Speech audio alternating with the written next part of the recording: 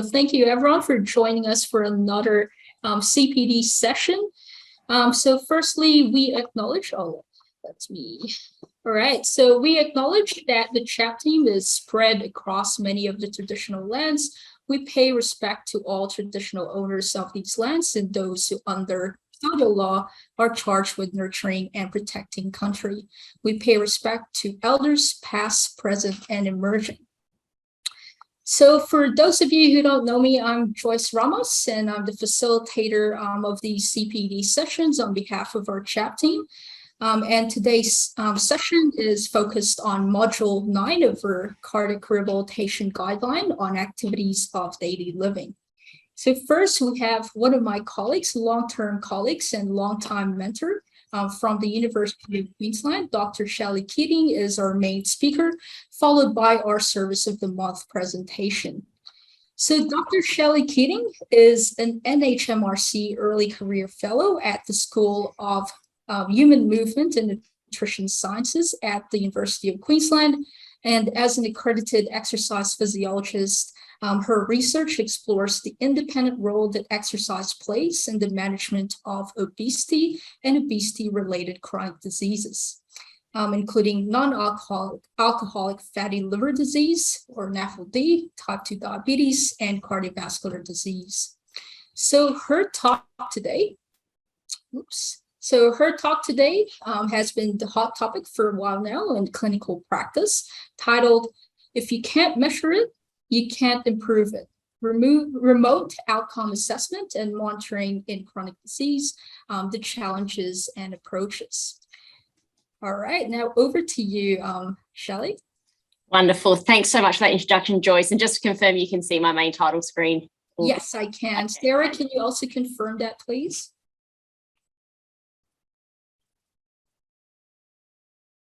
Hi, Sarah. Can you confirm that we can see everything okay? Okay, we'll go ahead, Shelley. I think we got a nod from Sheeba, so thanks for that. Yeah, thanks so much. And I'd like to echo Joyce's acknowledgement. I'd like to acknowledge the traditional owners and their custodianship of the lands on which we meet. I pay our respects to the ancestors and their descendants who continue cultural and spiritual connections to country, and I recognise their valuable contribution to Australian and global society. And yeah, thanks, Joyce, for the introduction. So I guess, my research does centre on the way that, the role of exercise in the management of a range of chronic conditions, and ultimately sort of seeks to change the way that we prioritise access and deliver exercise to improve the health and well-being of people with adiposity-related disease. And as Joyce mentioned, I work quite a lot with a condition known as non-alcoholic fatty liver disease, also type 2 diabetes and cardiovascular disease. So in the context of, changing the way we access and deliver intervention, myself and a team at the Metabolic Obesity Research Centre have, rolled out a large number of interventions that have embedded technologies such as telehealth, e-health, m-health, and wearable technologies. And a number of these studies were actually started before COVID, but obviously with the huge upheaval in health service delivery as a result of COVID, we've also had to sort of change the way that we're doing some more of our lab-based research to further embed these technologies. And we've actually learned a lot in terms of safety, feasibility, and effectiveness of these, emerging technologies. And some of this I'll share with you today. So as you'll know, being involved in the telehealth space, telehealth offers a huge number of benefits in terms of health service delivery. So it promotes equitable access across wide geographical dispersion. Obviously, Australia is a very big place, so there's a large role for access. It has been shown to increase patient self-care management, reduces patient travel costs and time away from daily life. And in many of our populations who have a lifelong relationship with their health service providers, this is really important, particularly for those who have returned to the workforce. It does have a role in potentially maintaining continuity of healthcare, for example, during global pandemic of infectious diseases. So it's played a role in, keeping a lot of health services going. And a lot of emerging evidence showing that it's likely comparable in terms of effectiveness for many health outcomes. And we've had a number of reviews published lately showing that, for things like exercise capacity through the 6-minute walk test, synchronous delivery of exercise is as effective as in-person delivery for improving these types of health outcomes. However, and I guess the crux of the problem today is that translation of our telehealth interventions into clinical practice is complex. And this is really centered around the need to monitor and assess outcomes remotely. So there's still question marks around the safety and accuracy and reliability of doing all types of healthcare assessments in a completely remote environment. And I think this continues to remain a challenge to the workforce. And I guess just to highlight this is some data from one of my PhD students, Riley Brown, who has looked at the use of the Medicare benefit schemes items for exercise physiology just prior to and following the major lockdowns associated with COVID. So the yellow represents in-person health service delivery. And as you can see, when we entered into the major lockdown period, health service or the number of items claimed jumped dramatically. Now, the red and blue that you might be able to see, sorry, actually, I'm pointing at the wrong screen here. The red and blue that you might be able to see here represents an increase in video conferencing and telehealth items that were released by the government during this time. But the uptake of these at the peak of the lockdown period was at most 6%. And when, as time went on, these reduced to around, an average of 2%. So really telehealth services weren't rapidly adopted in line with the release of these service items. And this was similar with some of the data we looked at in the dietetic space as well. And I think a lot of the issues with, taking or uptake of video conferencing telehealth services in real world practice at the moment does center around this challenge around how do we monitor and assess people remotely.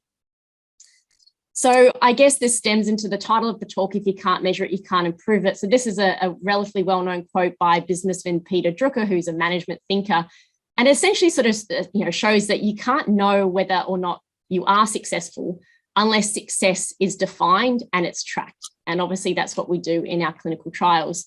And particularly with exercise intervention or lifestyle intervention, you can't just copy and paste what you do in a face-to-face environment into the telehealth space.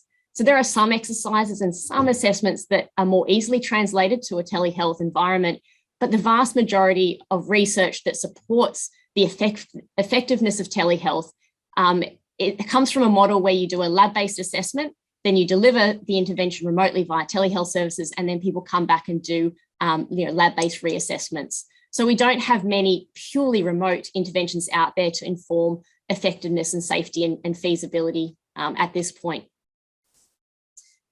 And so just to define, really briefly what we're talking about in terms of assessment and monitoring. So outcome assessment refers to patient assessment used in an endpoint, so to inform the effectiveness of an intervention.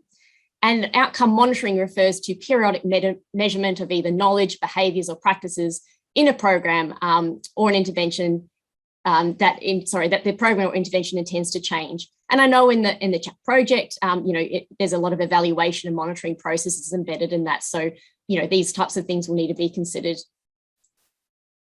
So a lot of the lessons we've learned, I've called them life lessons. The abbreviation of the study was called the LIFE study. It stemmed from a telehealth delivered program we did in liver transplant recipients. So we had done previous work showing that liver transplant recipients had a real desire to have their health service managed remotely as possible because they have lifelong relationships with their providers, and it's high burden if they have to keep coming into the hospital.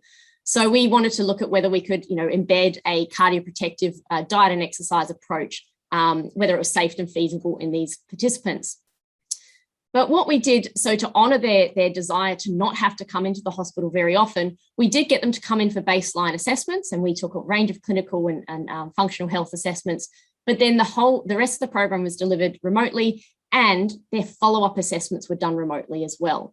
So we thought, we better check whether patients are able to accurately and reliably assess their own measures compared to what we do.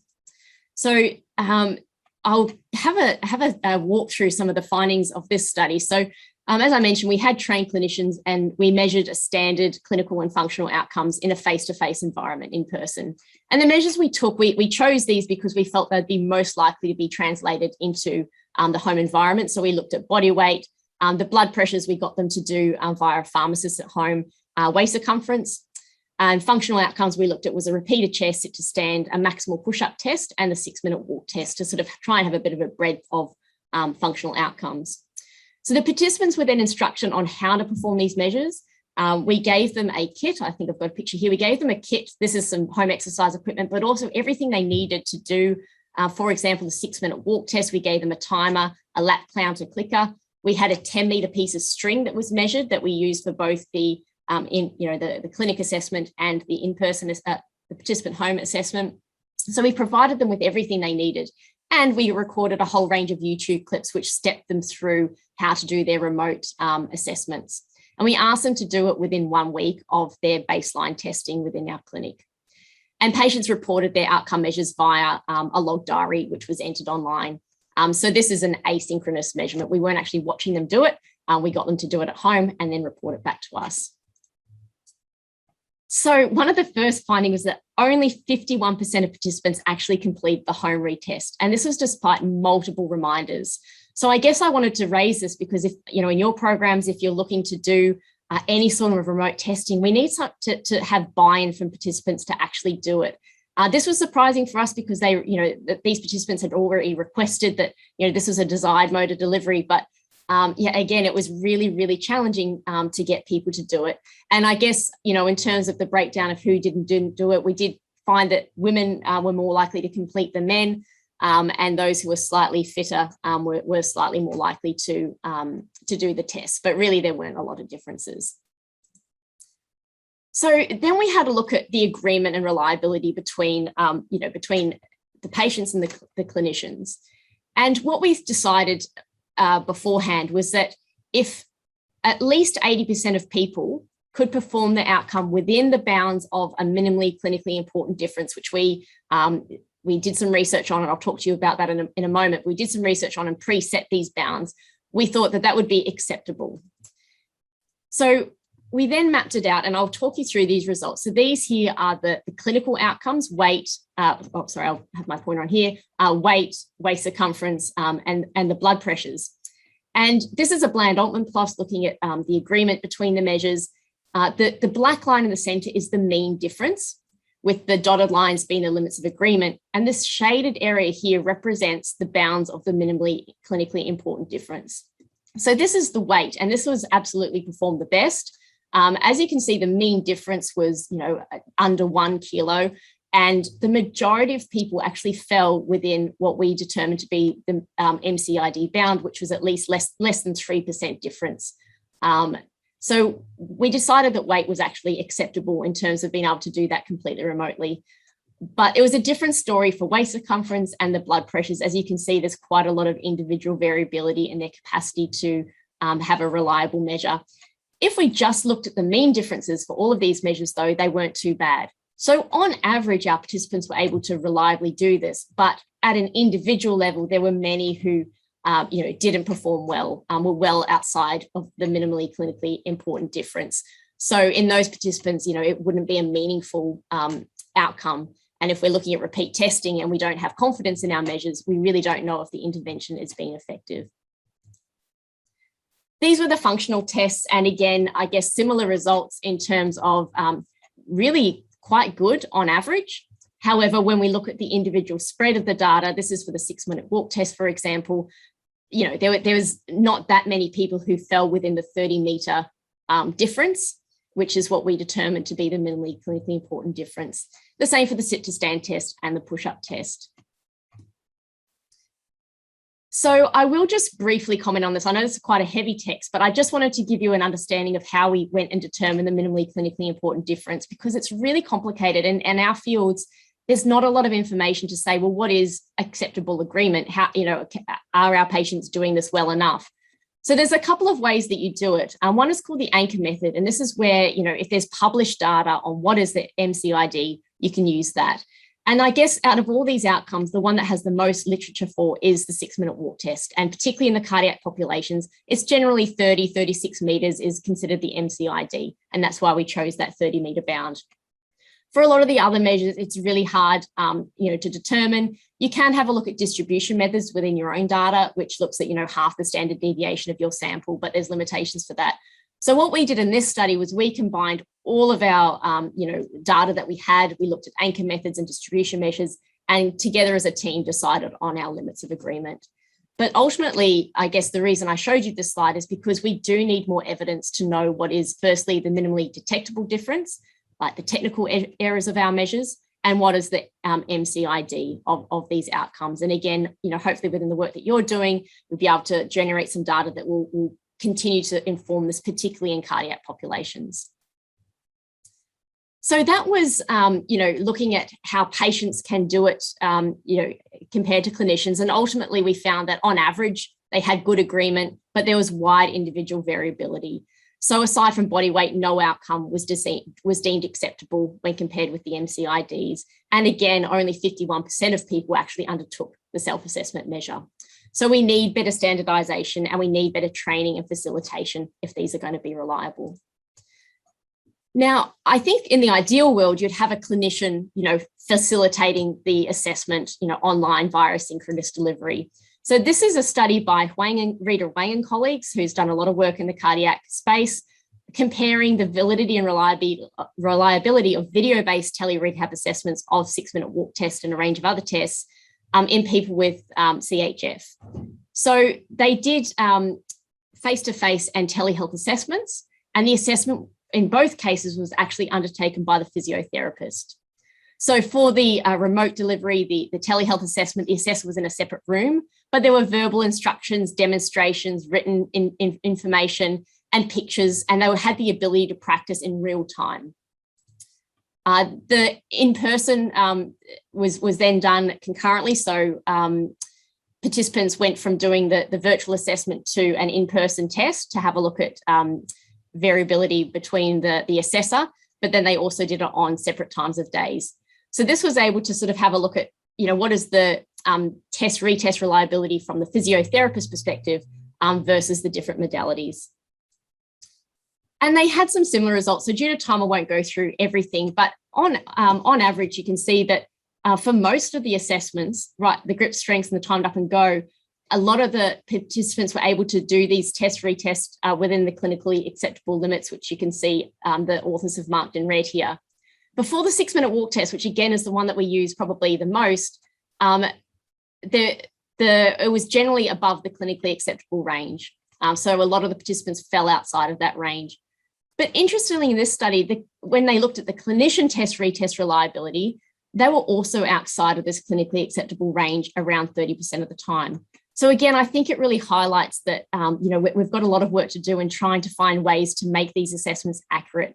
And there's more information showing that the timed assessments are less reliable than other assessments such as grip strength, which is, not a time-based assessment.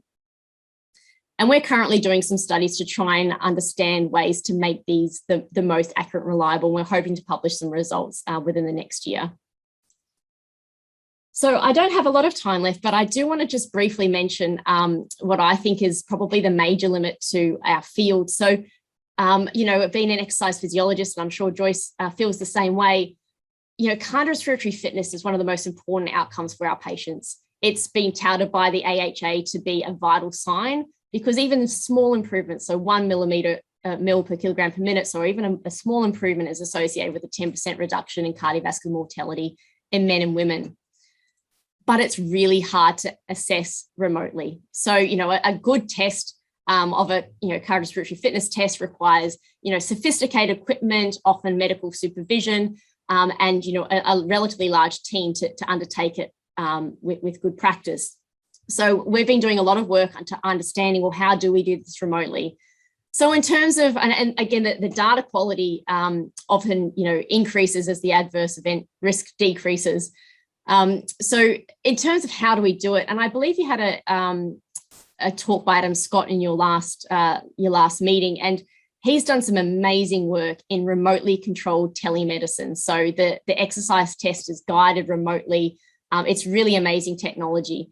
And ideally, this is what we'll have to roll out, Australia-wide, worldwide at some point. But it does require, sophisticated equipment and quite high resource and technical expertise. But ideally, I think that would be, the best option is these remote-controlled telemedicine techniques to do a maximal exercise test. But in the absence of that, the best we've got so far is validated tests such as the 6-minute walk test, a 2-minute step test where you see how many times someone can step up to a certain mark across 2 minutes. There are some non-exercise cardiorespiratory fitness scores that you might be able to use to get an understanding of someone's fitness level. So these use things like BMI, age, and gender, and you plug them into an equation, but they're probably not the best in terms of monitoring, effectiveness of an intervention over time. But I do think we need to at least assess it to some degree. So, because it's hard, we shouldn't just dismiss that this is an important outcome for our patients.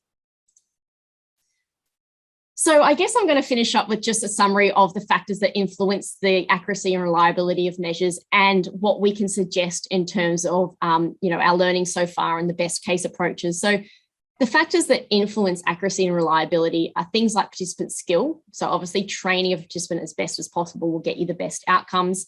There's biological variation and measurement variation. And this comes together in terms of the technical error. And I think we need a better understanding of these across the measures that we're interested in to be able to know, well, what is, an acceptable level of difference, of test retest difference. Participant motivation is a huge factor, not only in actually returning scores, but in performing scores. So if they're motivated because you're watching them versus if they're at home and just going to, meander through the 6-minute walk test, is going to be a big difference. Participant self-efficacy plays a huge role, and that will sort of lead in with participant training. And there is a learning effect. So particularly for the 6-minute walk test, it's been shown repeatedly that, there's just a learned effect. So people get better just by doing the test again. So I do think if you're going to be rolling out these, in telehealth programs, there needs to be a familiarization test before you do the actual data collection test.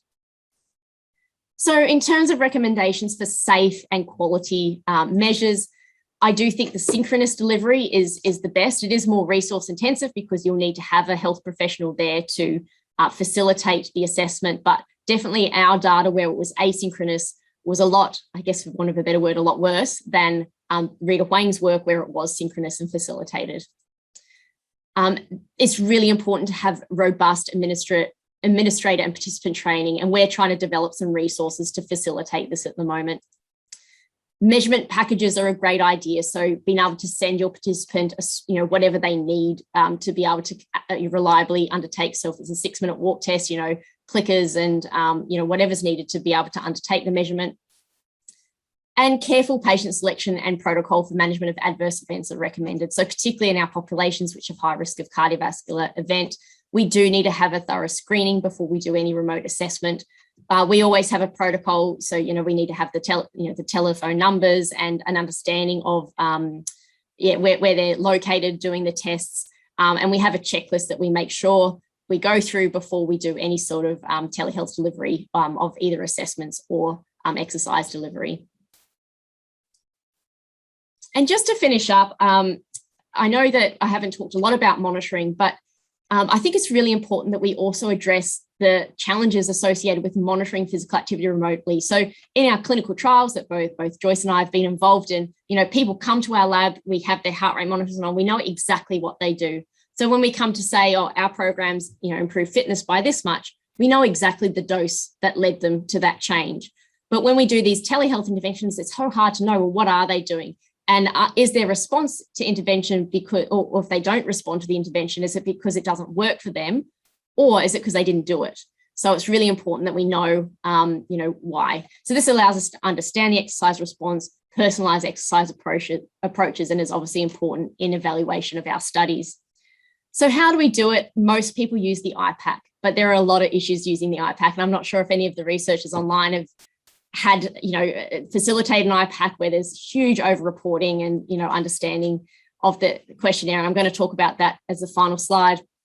The next best approach is using accelerometry. So we often use devices such as the, Actigraph. So again, this sort of gives a snapshot of what people actually are doing, over a 7-day period. And we've started to use a lot more smartwatch technology. So we use a lot of Fitbits. And again, there are benefits and challenges associated with using those to understand objectively what people are doing.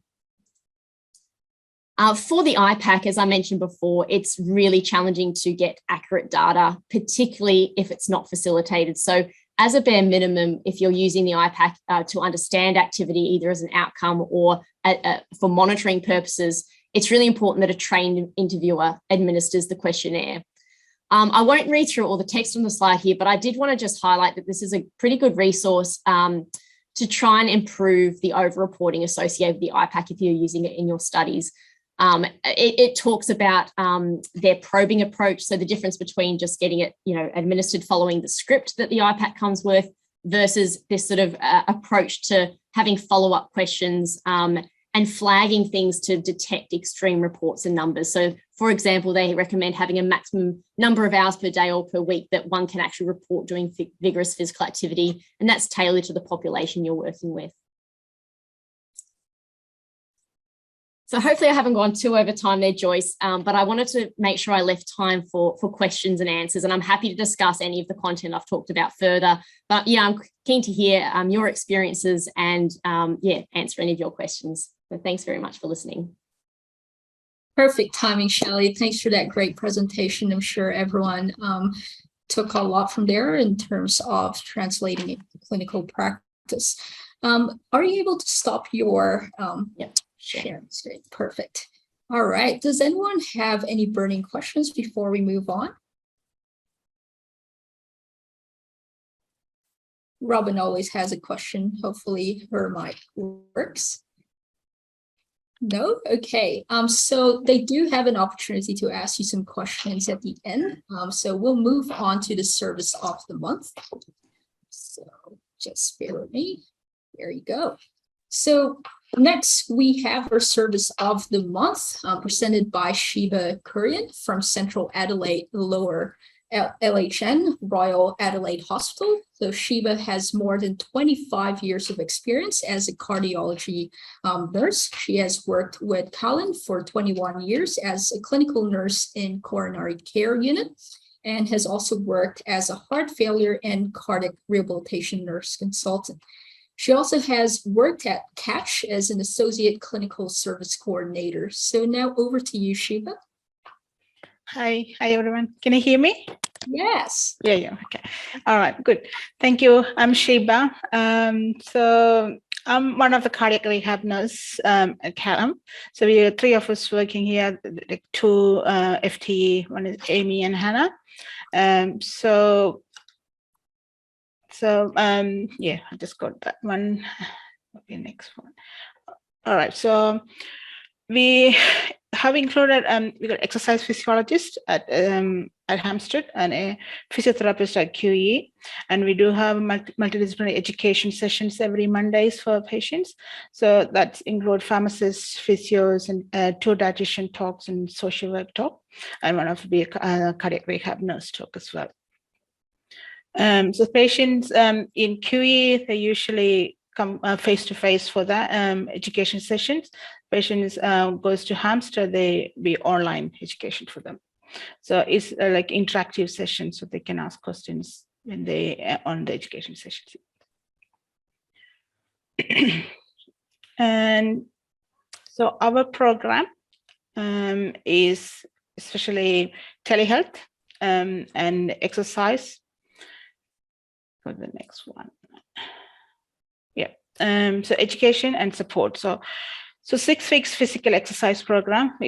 So like initially we had an assessment with a nurse and an exercise physiologist or physiotherapist, and then they have this twice a week exercise program for 6 weeks, and then end of the program they'll have another assessment.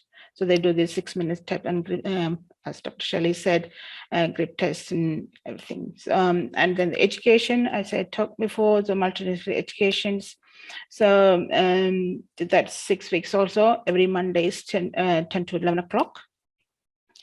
And support, so usually when they come for the group support, and after this 6 weeks program, they are still our numbers, we get on telehealth support if they need it.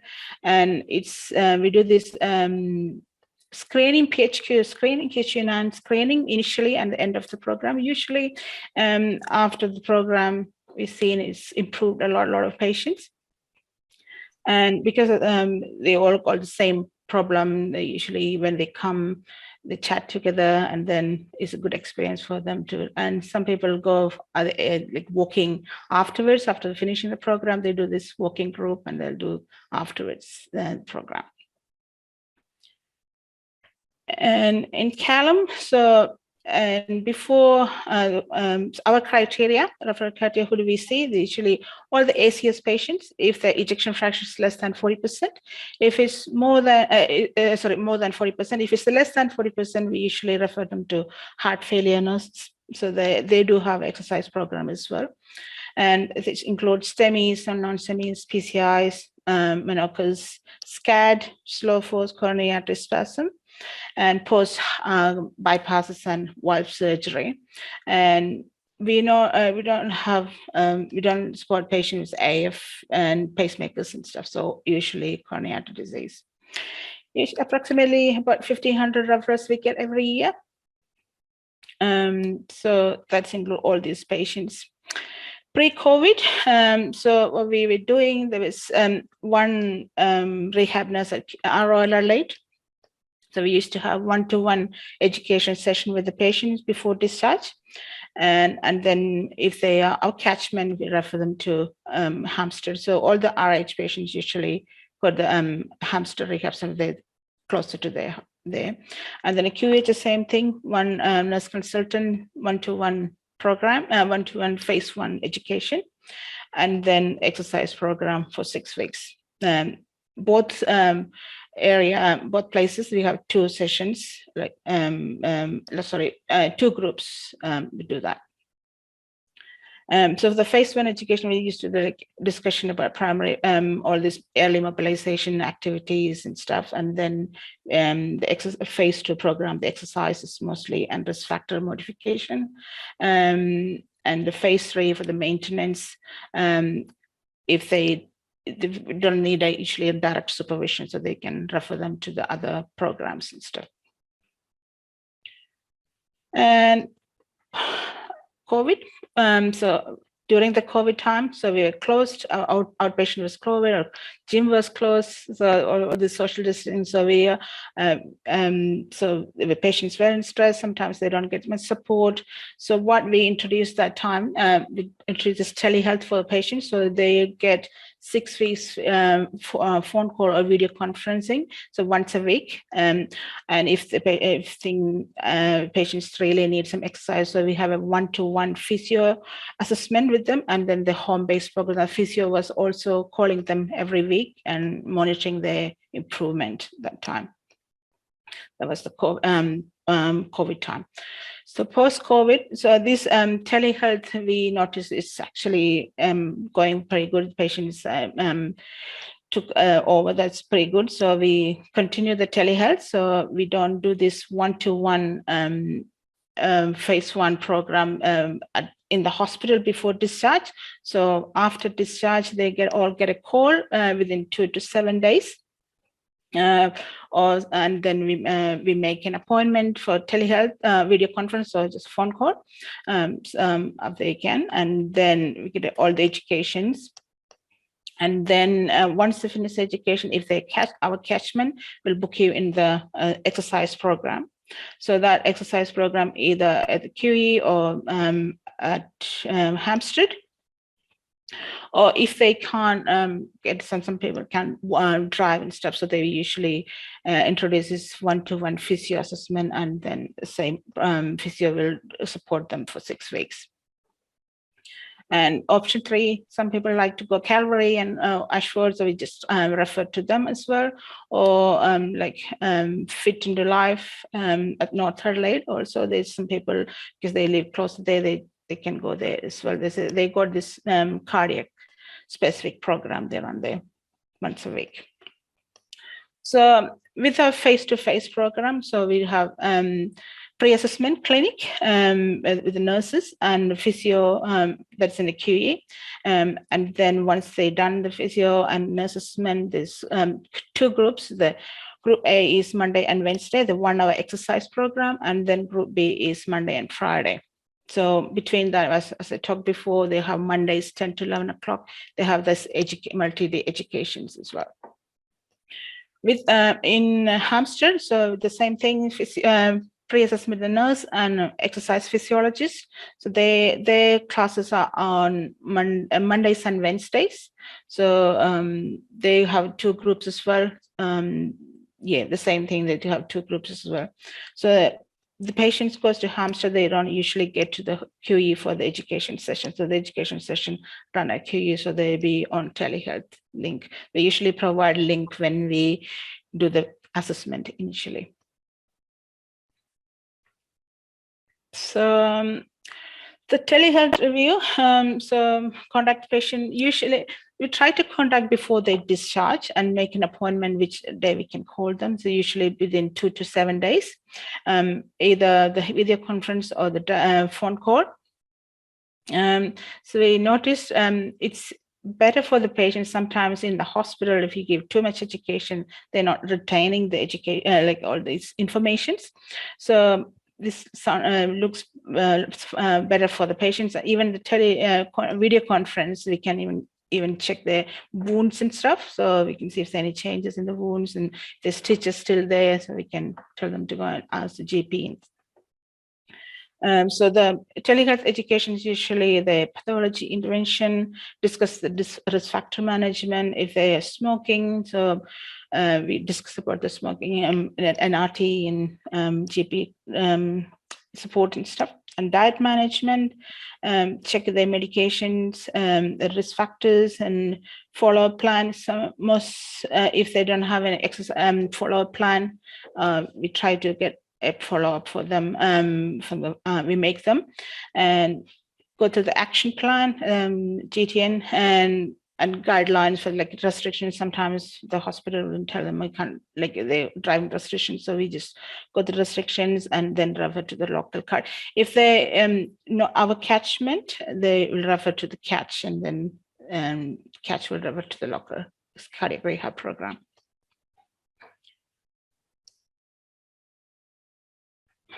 So that's just some of the consumer feedbacks. So a lot of people are very happy joining this exercise program, so they don't feel alone doing everything themselves. And after the COVID, like stressful time, yes, sometimes they can't. If we with the 6 weeks programs, if they can't come for one sessions, we try to like make for that 12. There's 12 sessions they get, and yes, that's why there's a little consumer feedbacks there. Next step, so with the cardiac rehab, so our aim is to at least get it, get up to like 70% participation of cardiac rehab. At the moment is lower than that, and this continue with this hybrid model. So we are doing this AF screening, all the patients coming to a pre-assessment, and then a hospital evidence log. I'll talk about that a bit later. And there's research, everything is we research. And then we're trying to, recently we noticed we do have a lot of SCAD patients, spontaneous coronary artery dissections. That's especially young women. So young as we are 21-year-old SCAD. So their exercise program is a little bit different than, so they can't do too much exercise intensity. The intensity is lower when we start the program. So we can have a discussion with one of the cardiologists, physiologists, and then we may try to get a just scholarly group exercise program. And other thing, women, sometimes women doesn't like to come in a group program, so we're just trying to get a women only just program so we can improve the participation for the exercise program.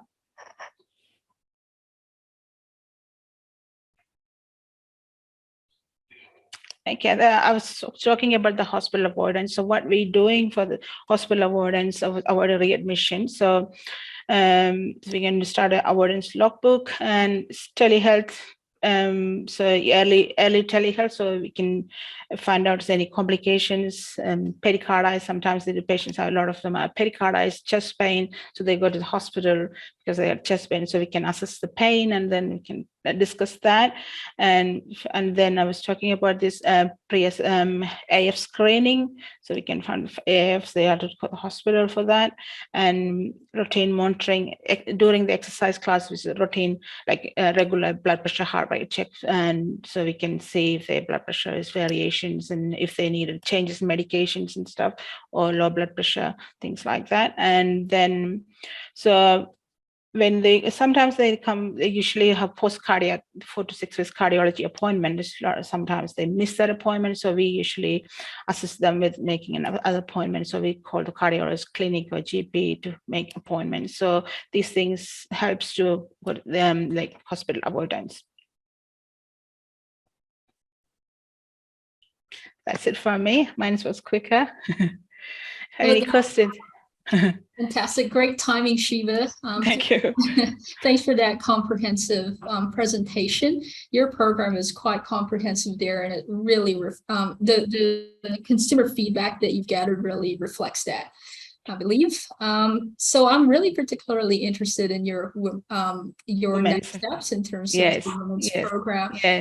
Yeah. We're working on it, so hopefully we'll start probably early next year. We'll probably start one. Yeah. So we got discussions here with exercise physiologists and cardiologists. So with the SCAD patients, so they exercise with. We don't have much studies after that, how much after 6 weeks, how much. So a lot of these patients are they like young people, they usually do high intensity exercise before. So we don't know how much they can do. So that's why we had to discuss all these things. Then they can start this program. I'm very keen to set up a meeting with you later. Because our CPD sessions for 2023 will be focused on women's health. Yeah.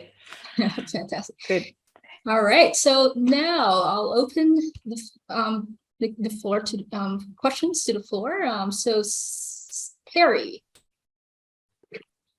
Hello, I'm interested in, first of all, Takasubo. Do you see that a lot with your women coming through and how you manage that? Yeah, and so if my other question is, with COVID and masks, are you still expecting your clients to wear masks when they're in the gym, or what are you doing now? Okay, so with the Takasubo first, so we do have, if they come Takasubo, we do get a lot of Takasubos, but usually, if the ejection fraction is less than 40% with the Takasubo, we don't take them. We refer to the heart failure nurses. So if it's not many Takasubo, but it's mostly at the moment we're getting SCADs more than Takasubo. With the gym classes, so all the patients coming for gym, they had to do a rat test before they come to the class. And once they're in the gym, they don't have to wear the mask. And used to before the COVID, we have one class would be 10 people in one session, but our sessions slow down. It's really 6 maximum at the moment. So there'd be there's less people and no mask. That we're doing this rat test for everyone. So we supply a rat kit when they come for the assessment. Okay, so the rat tests are provided by SA Health. That's right. Yep. Thank you. Yeah.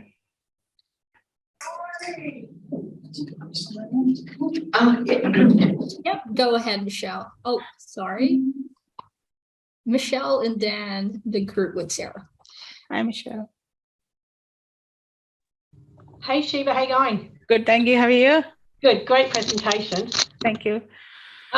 Just quickly, yes. With your Hampstead patients, yes.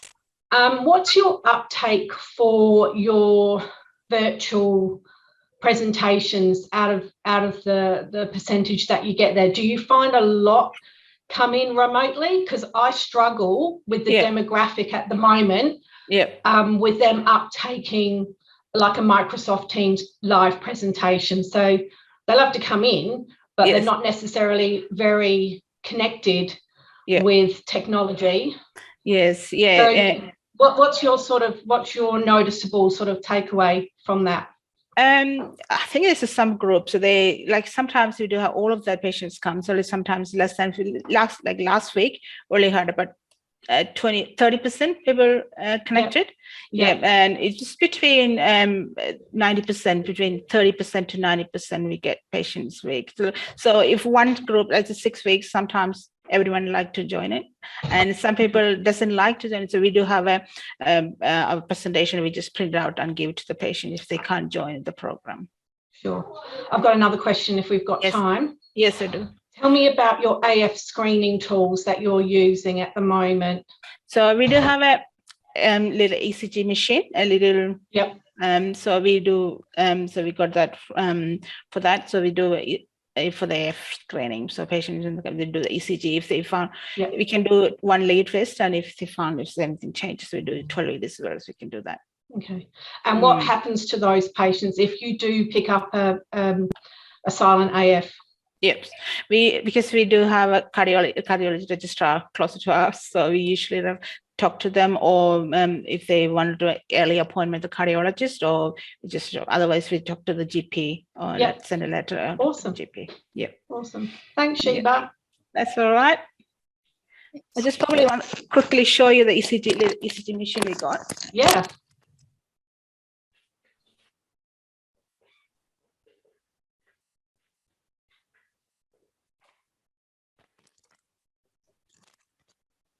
That's what I look like. Okay. But it's from Cardiac Mobile in this one. You can see that. You might have to send it to us afterwards. Yeah. Yes, I will send it. So that looks like, so you just have to, patient has to hold your fingers and then it will show the ECGs. Yeah. Yeah. And you'd always confirm that with a 12 lead afterwards. Is that what you said? If you think if any changes, if you found any PACs and stuff, then we'll do this. Cool. Thanks. Thanks for sharing, Sheeba. I think we have a question from Robin and the group. Of course. Thank you both for two fabulous presentations. And Sheeba, everyone knows you here in the room and they're all saying hi. But my question is for Shelley, actually. A conversation that we've had over a number of weeks, months now, is the safety of remote 6-minute walk test evaluation and sit stand. So you did a brilliant presentation of the evidence and current research. In there is safety considerations. Do they come up? Are they addressed? Are there protocols for safety when we're doing 6-minute walk tests and sit stands at home? Yeah, so I think obviously that's particularly in the patient groups we work with, so whether it be cardiac or liver transplant or other chronic patients, the safety is always the number one question. So, and this is actually a limitation to the research because, in all of our effectiveness studies, the populations are well screened. So there are multiple layers of screening to come and participate in our studies. Obviously there's quite extensive cardiac screening. And, if we do identify someone who has, a concern, we need to consult with their cardiologist and that type of thing. And also we do the baseline testing at this point in person, for most of our studies. So we do have, medical staff around, but also, trained exercise physiologists who, can sort of deliver the assessments. So, we've had no adverse events in any of our remote, and when we've done the synchronous delivery or even the patients doing it at home, we've had no adverse events. But that's a product of the screening and then the training and facilitation. We do have, when we do the telehealth delivery, so we've just finished a study in a broad range of chronic complex conditions that included, kidney transplant, liver transplant, renal disease, liver disease. And again, we had no adverse events during the synchronous delivery, but we would have a protocol where we need to know, their address. So, and we confirm their address verbally, we confirm their phone number verbally, and we have how are you feeling today, and a few other questions that we ask before each session, just to try and, make the session as safe as possible. But, and then on the flip side, you're having exercise physiologists deliver that. That's, they're trained to prescribe, based on their underlying conditions. It sounds like if we were to implement remote assessment of 6-minute walk test, standards, or any other assessment tool that's surrounding it with a good protocol, safety protocol, like if you've only got one leg, maybe you shouldn't do this at home, you know what I mean? Absolutely. But don't do this unsupervised, don't do this as soon as you've taken your blood pressure tablets, you know. I think there will be a series of safety protocols, and if all this is in place, then go ahead and walk for 6 minutes and time yourself. Absolutely. And I can't see there being any more rates of adverse events using that approach than there would be, you know, in an in-person delivery. And my second question is, Saab, look, congratulations on a brilliant program. You're really doing a great job in leading a very innovative program there. Actually, there's 2 questions. One is, do you know your current waiting time from referral to commencement? And are you implementing wearables into your program?